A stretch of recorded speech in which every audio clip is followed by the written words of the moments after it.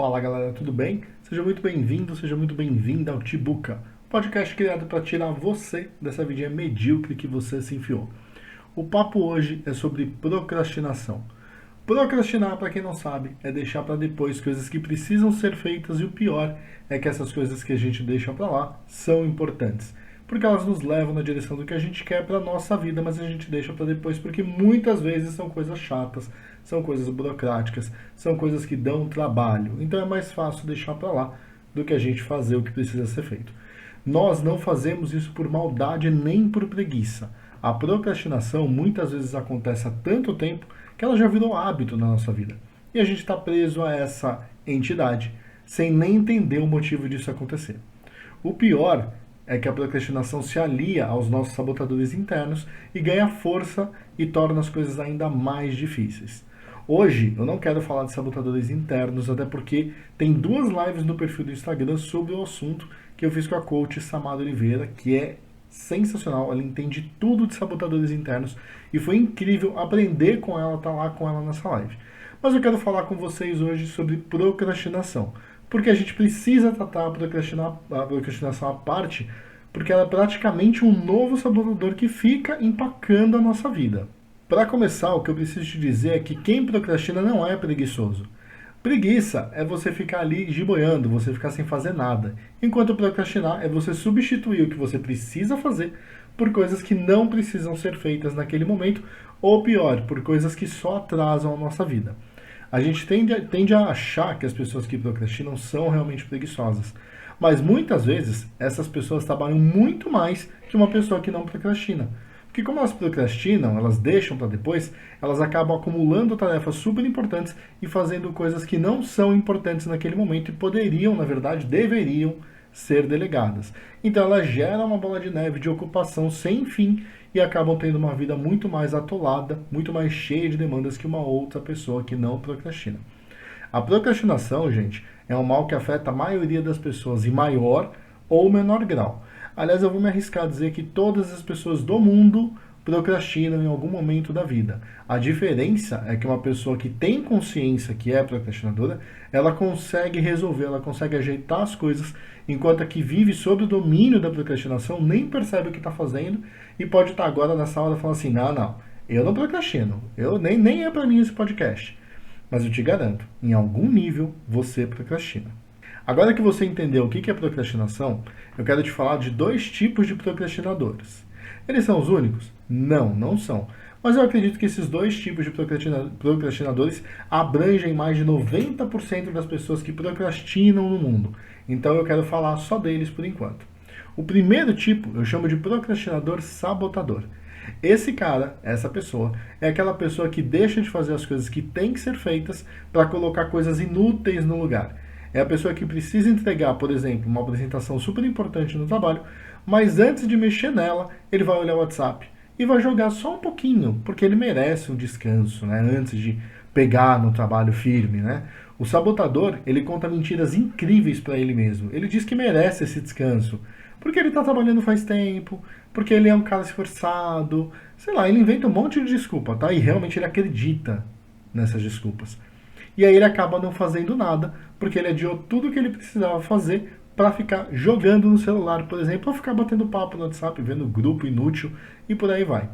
Se você se identificou, fica tranquilo, muita gente se identifica com esse tipo de procrastinador e ele acontece sem a gente perceber. Quando a gente vê, a gente está com o celular na mão ali mexendo há horas numa rede social, no Instagram, no WhatsApp, vendo vídeo do, sei lá, do YouTube, do Reels, do TikTok e por aí vai. Se torna uma coisa natural procrastinar. O segundo tipo é o tipo mais perigoso, na minha opinião. É o procrastinador profissional ou procrastinador trabalhador. Esse carinha está sempre ocupado, sempre fazendo alguma coisa e correndo com alguma demanda. O problema é que na maioria das vezes não é demanda que tem que ser feita, porque ele colocou outra coisa sem importância no lugar, porque ele não queria fazer a coisa que era chata. Então ele pegou algo mais simples. O profissional, inclusive, diz que precisa melhorar sua administração de tempo, porque ele tem muita coisa para fazer. Mas ele não consegue melhorar porque não tem tempo. Então ele não tem, só que ele não tem tempo porque ele está procrastinando. Então as coisas precisam ser feitas e ele vive correndo. Ou seja, Ele se enfiou numa bola de neve, num ciclo sem fim, e ele fica dando essa desculpa o tempo inteiro. Trabalha muito, precisa administrar o tempo, não consegue porque ele trabalha muito. E por aí vai, ele vai se enrolando. E aí a pergunta para você, qual dos dois tipos de procrastinador você se identifica mais? Eu já passei pelos dois, mas o que mais me atinge é o procrastinador profissional. Claro que ele me afeta menos do que antes, mas ainda assim, se eu não fico esperto, ele aparece e ele complica o meu dia inteiro. Agora, trouxe aí a clareza, né? Trouxe aqui a situação, mas como lidar com a procrastinação? Você faz ideia? Eu vou te passar 6 passos simples que vão te ajudar muito a diminuir a procrastinação da sua vida. Só um detalhe, se você procrastinar muito tempo, e é provável que isso aconteça, talvez leve tempo para você entender que isso acontece, você lidar e você ver algum ganho efetivo. Porque procrastinar já virou um hábito para você. E mudar hábito é um pouco mais complexo, tá bom? Então vai com calma, não se cobre tanto, porque vai dar certo. Só faz o que eu estou falando. Bom, bora lá. Passo 1. A gente precisa admitir que a procrastinação existe e que nós somos procrastinadores. Você é procrastinador. Como eu sempre falo, ter clareza de quem você é, suas forças, suas fraquezas, faz com que você lide melhor com cada uma delas. E ter clareza que você procrastina vai te ajudar a lidar com essa situação. Só um detalhe. Admite que você procrastina, mas não fica se martirizando. Nada de ficar se chicoteando, virando vítima, tá? Não vai dar força para o sabotador interno, vítima, fazer a festa. Porque você tem que lidar com isso. E você ficar se vitimizando só vai piorar a situação, tá? Você vai virar o jogo, você vai conseguir fazer, só precisa manter a cabeça no lugar. Passo 2. Depois que você admitiu que você é procrastinador, você vai começar a usar coisas a seu favor. Então, o que você vai usar? Tecnologia. Essa dica já salvou meu dia mais de uma vez. E é tão simples que quando me deram ela, eu não acreditei. Eu achei que não funcionava. Eu falei, isso é balela, não vai rolar. Mas funciona, eu te garanto que funciona. Funciona assim. Pega o seu celular, coloca lembretes no seu celular, na sua agenda, na sua Smart Band, no seu smartwatch, onde você quiser. Coloca avisos, coloca lembretes, avisando que você tem que voltar para o seu foco. Quando o lembrete tocar, e coloca vários durante o dia, quando o lembrete tocar, avalie se o que você está fazendo é pertinente ou é procrastinação. Se for procrastinação, você para o que você está fazendo e retoma a tarefa importante. Se for importante, continua fazendo. Só continua fazendo e comemora que você não estava procrastinando. Com o tempo, vai ficar cada vez mais claro o momento de procrastinação e com isso os alertas vão se tornar eles vão se tornar obsoletos, não vai ser necessário. Hoje eu já estou desse jeito, eu já consigo perceber que eu estou procrastinando. Mesmo assim, eu continuo com os meus alertas ativos. Eu tenho hoje 4 alertas na minha pulseira, e eles ficam eles ficam ativos durante todo o dia. Então eles tocam várias vezes ao dia para me perguntar se eu estou procrastinando. Então me ajuda muito. Às vezes a procrastinação me pega e eu nem percebi. Então eu sempre mantenho, é melhor prevenir do que remediar, né, gente? Então, crie lembretes para você voltar ao seu foco. Detalhe, nada de ficar, ai meu Deus, eu estava procrastinando. Entende? Aconteceu, você procrastinou, respira e volta para o foco. É isso. Você vai enfraquecer a procrastinação e você vai conseguir lidar melhor com isso. Passo 3. Elimine as distrações. Se você é constantemente interrompido, impactado no seu dia, por exemplo, pelo WhatsApp, telefone, e-mails ou coisas do tipo, minimize esse impacto de alguma forma. Desabilite as notificações de mensagens do celular, fecha seu e-mail enquanto você estiver fazendo alguma coisa importante, crie um sistema de aviso para os seus colegas de trabalho saberem que eles não têm que te interromper naquele momento e implementa isso quanto antes. Tem uma empresa que ela usa um sistema de post-it. Se uma pessoa está muito ocupada, ela vai pegar um post-it vermelho e vai colar no monitor dela, na parte de cima do monitor. Então, se alguém vem falar com essa pessoa e tem um post-it vermelho, ela não vai interromper. Esse é um aviso de não vem aqui porque eu estou muito ocupado. Então, já existe essa regra na empresa, a pessoa só é interrompida se for alguma coisa extremamente urgente. Só essa situação de colocar um post-it vermelho na tela melhorou muito a produtividade de todo mundo, de quem interrompia e de quem era interrompido. Porque a pessoa que interrompeu, ela voltava para a mesa dela e continuava trabalhando. E a pessoa que era interrompida deixou de ser interrompida. Agora, se você é vítima de joguinhos do celular, se você é vítima de aplicativos inúteis que não fazem diferença nenhuma na sua vida, desinstala essas coisas do seu celular. Deixa difícil você jogar, porque você não vai reinstalar toda vez o joguinho no seu celular. né? Então, desinstala o joguinho, desinstala o aplicativo. Você é o dono do seu tempo e não esses aplicativos. Passo 4. Aprenda a dizer não. Diga não. Eu já falei em vários conteúdos meus sobre a importância de dizer não. As outras pessoas são um dos maiores motivos para a procrastinação do mundo, porque muitas vezes a gente não diz não com medo de magoar os outros. Mas isso acaba impactando demais o nosso dia e na nossa vida. Então, se você vai ter que dizer não se você não puder ajudar. Simples assim. Em outro podcast, eu ensinei 3 formas de dizer não. Ou podcast ou live, eu já passei em vários conteúdos, tá? Mas eu vou passar aqui muito rápido só para relembrar você e para te ajudar como que você tem que dizer não para as pessoas sem magoar a pessoa.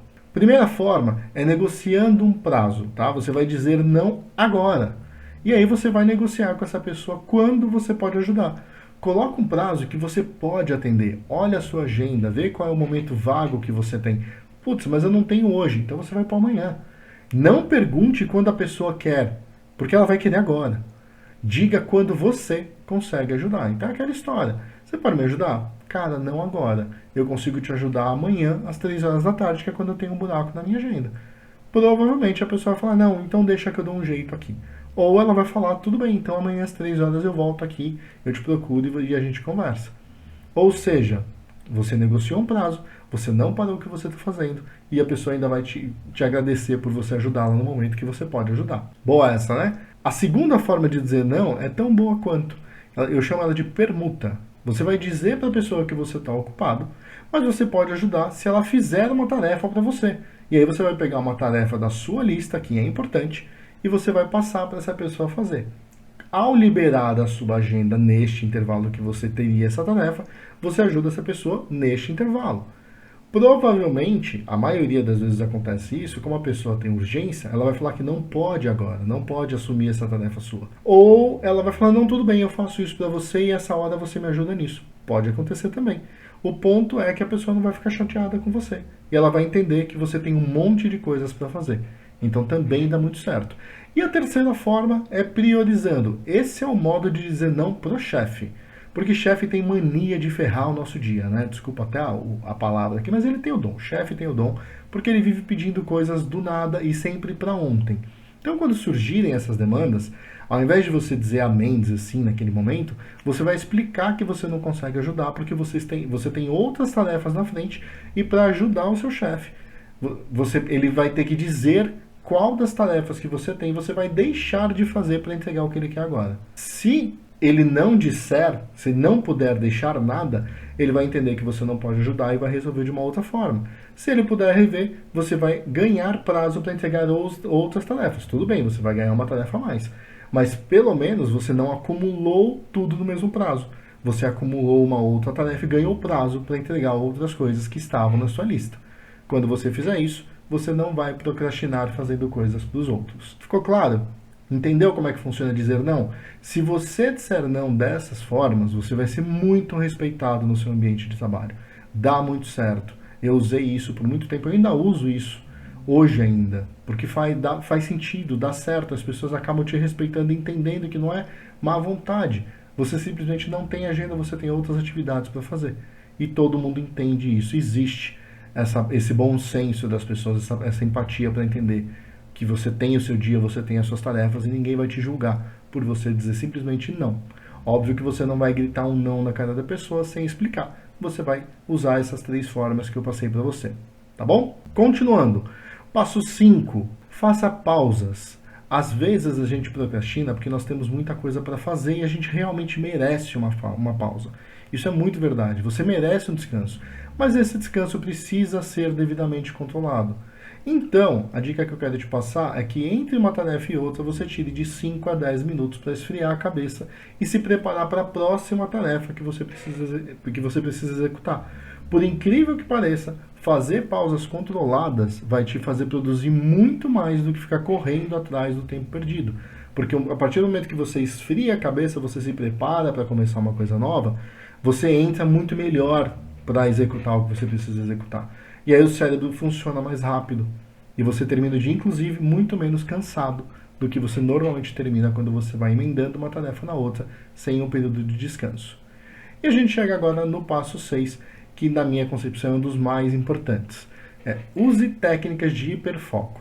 Existe na internet diversas técnicas, acho que milhares de vídeos aí que você pode ver no YouTube, conteúdos no Instagram, que você pode usar para melhorar suas entregas e aprender técnicas de hiperfoco para você deixar de procrastinar. Mas se eu puder te sugerir, eu sugiro que você utilize a técnica Pomodoro. Ela é bem antiga, é muito simples de usar e, na minha opinião, é uma das mais fortes para impedir a procrastinação. E detalhe, usar Pomodoro vai te ajudar a fazer as pausas do passo 5, já que é um item obrigatório dessa técnica. Então eu vou te explicar rapidinho como é que ela funciona, tá? A Pomodoro consiste em dividir o seu dia em períodos de hiperfoco e durante cada período você executa apenas a tarefa determinada para aquele intervalo. Finalizando o período, obrigatoriamente você faz uma pausa. Vou te dar um exemplo para ficar mais fácil. Suponha que você separou o seu dia em blocos de 1 hora e você vai aplicar a técnica Pomodoro da seguinte forma. Por 50 minutos você vai estar focado para executar somente uma atividade e durante esse período você não vai fazer outra coisa. Não importa o que aconteça, você não vai fazer outra coisa. Então executa o passo 3, tira lá as distrações antes de começar e depois desses 50 minutos, quando ele acabar, você faz uma pausa e descansa por 10 minutos. Vai tomar um café, vai tomar um ar, saia do lugar que você tá? Esfria a cabeça. Depois que você passar por esses 10 minutos, você começa uma nova tarefa no próximo intervalo de 1 hora, separando 50 minutos de atividade e 10 minutos para descanso. Dependendo do tamanho, é simples, né? Bem simples, né? Mas dependendo do tamanho das tarefas, você pode usar mais de um bloco para construir. Ou, se forem tarefas mais curtas, você usa blocos de 25 minutos com 5 minutos de descanso, por exemplo. A Pomodoro, ela pode ser adaptada para a sua necessidade. E é por isso que ela é tão forte. É por isso que ela funciona tão bem. Então, minha sugestão, faz o teste. Não adianta fazer um dia só, faz aí 1 semana, 15 dias, 1 mês. Executa a Pomodoro certinho e aí você me conta como foi, porque dá muito certo. Eu uso a Pomodoro direto no meu trabalho. Porque ele melhora muito a minha entrega, ele melhora muito o meu foco, ele melhora muito tudo que eu tenho que fazer. Bom, galera, esses foram os 6 passos para lidar com a procrastinação e, como sempre, eu vou te perguntar, fez sentido? Clareou as suas ideias? Te ajudou? Eu espero que sim, e espero que você use esse conteúdo para melhorar suas entregas e melhorar a sua vida. Mas fazer isso depende de você e só de você, como sempre. Bom, galera, eu vou encerrando o podcast por aqui. Espero que vocês tenham curtido. Se você gostou, compartilha com todo mundo que você conhece que precisa parar de procrastinar e precisa mudar de vida, combinado? Então, para fechar, eu quero lembrar que tem muito mais conteúdo no meu Instagram, @laertjr.oficial. Lá no YouTube, como eu falei, eu soltei um canal chamado Tibuca, dentro do YouTube, que tem os vídeos do podcast, tem as lives do Instagram e outros conteúdos que eu vou liberando. E caso você tenha alguma dúvida, você pode me mandar mensagem, que vai ser um prazer responder para você, tá bom? Um abraço, uma ótima semana e até o próximo episódio do Tibuca.